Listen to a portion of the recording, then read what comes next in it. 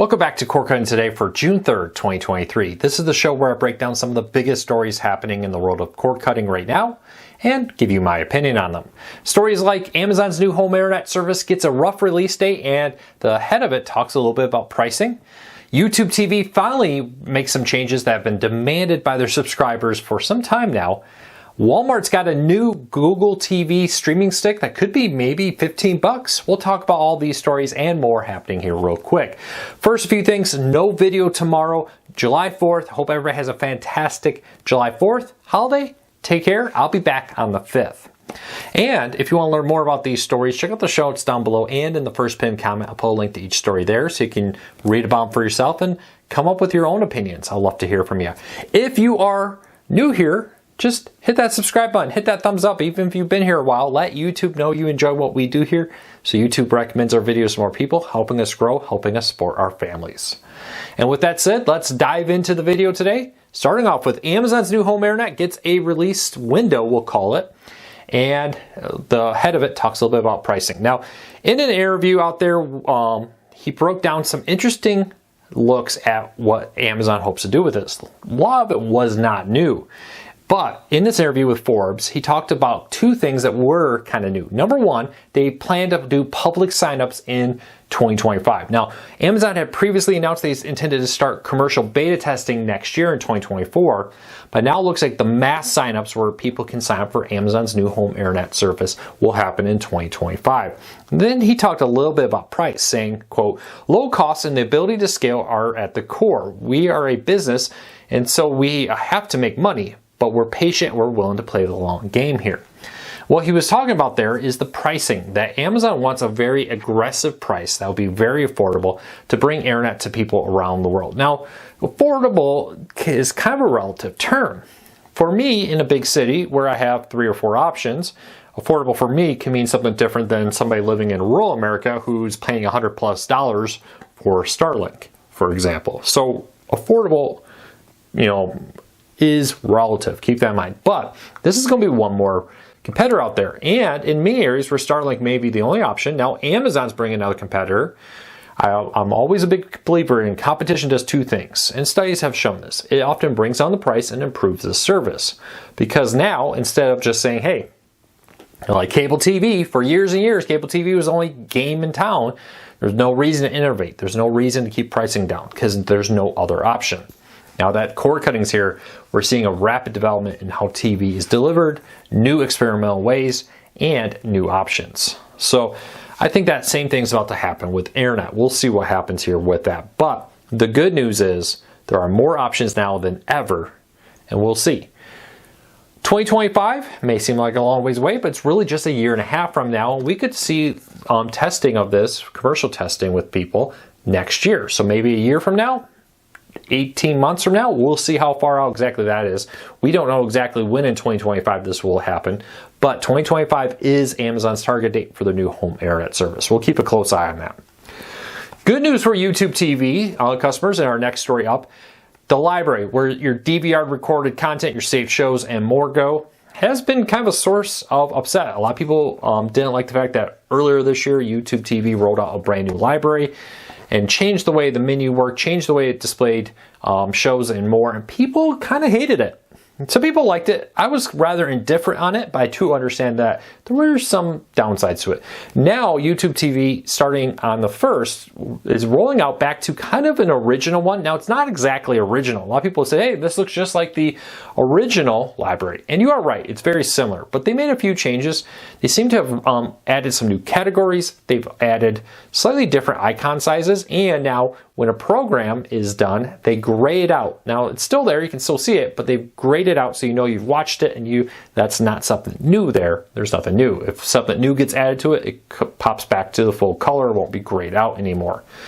So some minor changes there, but YouTube TV has listened. They have heard your complaints and they roll back to the original one with some improvements, trying to take the best of both sides here and give you something that you're going to like. We'll see how it all plays out, but good news for a YouTube TV subscriber, update your app. If you don't have it, you'll probably have it soon. I've heard owners on Fire TVs, Roku's, and more all say they have the new guide or new new-ish guide, because it's kind of an old guide, kind of a new guide with that. But good news, let me know. Have you got it? Do you like the new library? Leave me a comment, let me know. All right, earlier this year, Walmart rolled out a Google TV dongle. This was a $20 4K streaming dongle that gave you full Google TV experience at a very cheap price. And honestly, under 20 bucks, it's probably one of the best streamers out there in the market right now. Well, now, thanks to That's Not Funny, Dave Zatz over there, who does a great job finding FCC listings of a lot of products, Walmart is rolling out a HD streaming stick that he believes could cost as little as $15 or somewhere in that range. Now, this is going to be an HD only Google TV stick, much like a Roku stick or a Fire TV stick. It's just going to be a basic streaming player. Now, you may say, hey, why have HD? Why not have 4K? Well, if you want 4K, you can get the dongle version of it for 20 bucks. A lot of people don't have TVs that are 4K or don't care. I mean, a lot of people don't subscribe to 4K streaming services because they're getting the cheaper discounted plans, and maybe they just want this in the office, maybe it's a bedroom TV, maybe it's just a kid's room TV, and a $15 streaming player may be a nice way to go with that. Now, this has passed through FCC approval. We don't have a lot of the specs. In the story down below, I included the dongle specs. I expect this to be slightly less powerful than the dongle. Keep a close eye on that, but I do expect that to be a good benchmark. Just slightly tone everything down, take away 4K, go with HD, for example, and more of that. But as we did with the dongle, as soon as this hits the market, we will have a full review over here on our YouTube channel, probably over at cordcartersnews.com. And we'll be posting news as we learn about release dates and more from it. But for right now, if you're thinking about a super cheap Google TV one, the Walmart ON $15, $20 streaming player, somewhere in that range, could be the way to go. All right, if you have DirecTV or DirecTV Stream, you may lose some Nexstar locals. Nexstar and Dish, DirecTV are fighting. Dish often fights with these companies too, force a habit there. And Nexstar late last week announced, hey, we could be pulling our channels from DirecTV and DirecTV Stream. DirecTV fired back with a statement to Cord Cutters News that said basically, Nexstar has a history of large price hikes and they want a lot of money, and we don't think it's worth that big of a price hike. We're trying to get a reasonable price hike. Nexstar fired back saying, hey, DirecTV is notorious for dropping channels and we're asking reasonable pricing. Kind of one of those things. Both sides claim to be the victim here. Both sides claim to be the one that's asking reasonable rates. It is one of those tough things, right? Nexstar ad revenue is down. Fewer people paying for pay TV services means the subscription revenues are down. They want more money. They want to raise price to try to keep the same amount of money. DirecTV says, hey, we're losing subscribers. If we have to raise our price, we're going to lose even more subscribers and you're going to get even less money. And it's kind of an interesting argument there. I think, both sides have legitimate claims. Nexstar says, hey, inflation's up. Of course you should pay us more. DirecTV says, hey, but if we pay you more people are going to cut the cord. You're going to get even less. We'll see how it works out. But as this comes together, as we learn more, we'll have full coverage over at Cord Cutters News. If you're a DirecTV Stream customer, you can look up your locals to see if they're owned by Nexstar. These are going to be Nexstar-owned locals. We'll have to wait and get the full details at another time. All right, Bally Sports, if you have... Oh, well, apparently we are trying to notify my daughter to get ready in the morning. But... let's keep moving along on that. Sorry.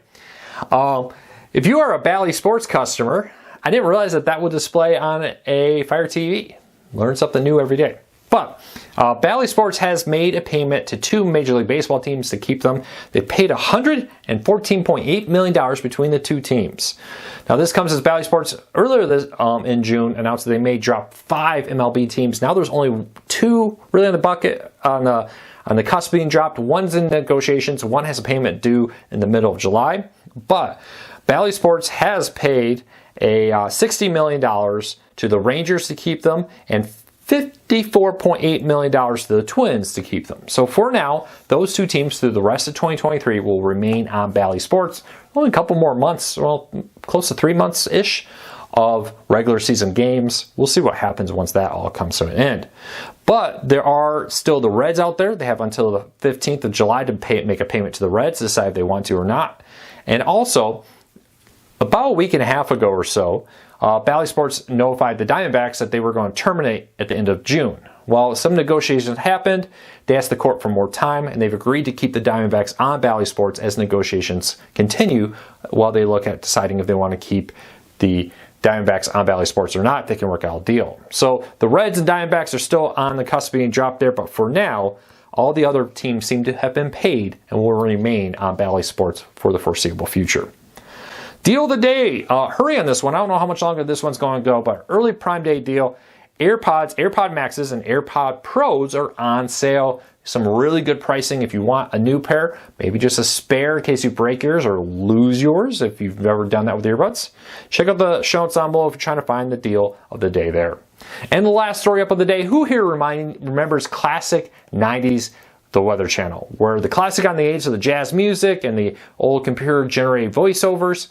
Well, the Weather Channel is bringing that back. Every morning now for an hour, they have what they call the Weather Channel's Retro on the 8s. It's a live forecast of weather from all over the country in the look and feel of the 1990s local on the 8s here.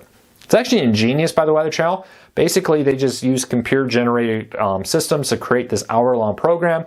They get an hour of weather and local forecasts there without really needing to pay anybody to do a whole lot for it. I'm sure there's people who do some, very minimum versus having camera staff and meteorologists and more on camera. It's probably a lot cheaper. But if you enjoy retro local on the 8s from the 90s, and I'll be honest, I used to love the Weather Channel, especially during hurricane season. Back in the 90s where most news channels weren't 24/7 hurricane coverage, the Weather Channel was. And I remember watching several hurricanes come through when I was younger on the Weather Channel. I love that coverage. But check that out every morning for about an hour, local on the 8s. Check your local programming guide for that with it. So that's it for today. I hope you have a fantastic 4th. Be safe out there. Don't be too dangerous with those fireworks. And I'll see you on Wednesday the 5th. Have a fantastic day, everybody. Take care. Be safe. I'll talk to you real soon.